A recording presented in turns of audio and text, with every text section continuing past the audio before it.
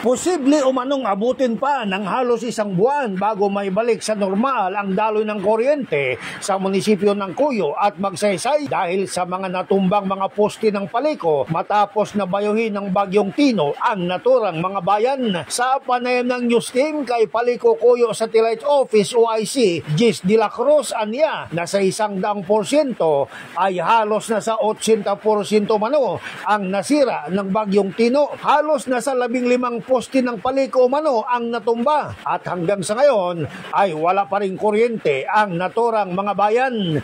Ayon pa kay De La Cruz, sa ngayon ay humihingi na ito ng tulong sa Paliko Puerto Princesa para sila ay mapadalhan ng mga karagdagang tao para tumulong na muling ma-restore ang daloy ng kuryente sa lugar. Sa ngayon ay sinisikap umano ng mga ito na maibalik ang kuryente sa mismong poblasyon para magkaroon ng signal ang internet at upang magkaroon ng komunikasyon sa lugar. Samantala, inaasahan naman na sa buwan pa umano ng Disyembre maibabalik ang daloy ng kuryente sa mga barangay at sa bayan ng Magsaysay.